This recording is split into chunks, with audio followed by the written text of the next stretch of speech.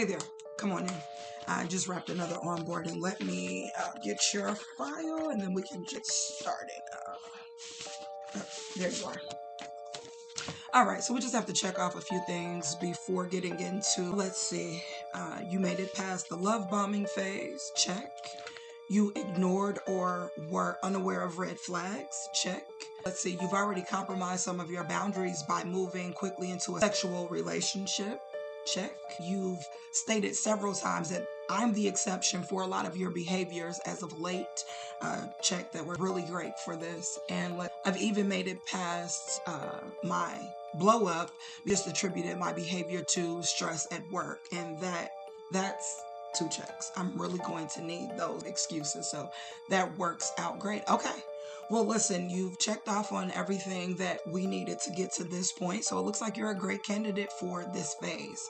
I am going to need to run the narcissistic cycle of abuse terms and conditions by you and just have you sign off on a few things. You know, got to protect myself in this. All right, get started. I have another onboarding right after you. So just a few housekeeping rules. Okay, your input and questions will not be considered or honored. I need you to just go ahead and get used to that.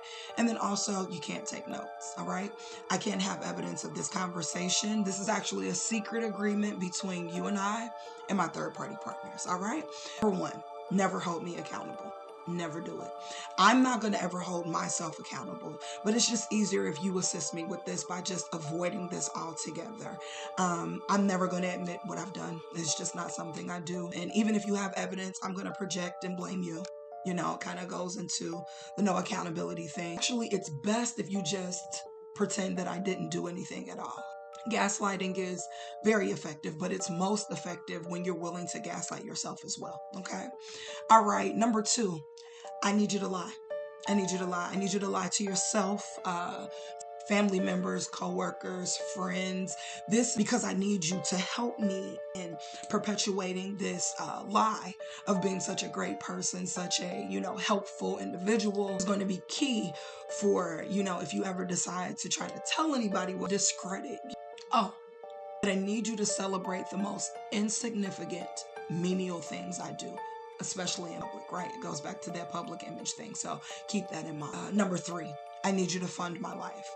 Now, I haven't decided whether or not I'm going to pretend to be broke or if I'm just going to flaunt my wealth in front of you. I'm still kind of on the fence with that. But either way it goes, I'm not going to use my money to support, to help, to do anything with you that's not transactional.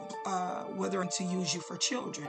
In the event that I do, it's really good for you to understand that I'm not going to fund raising them or contributing to anything like that.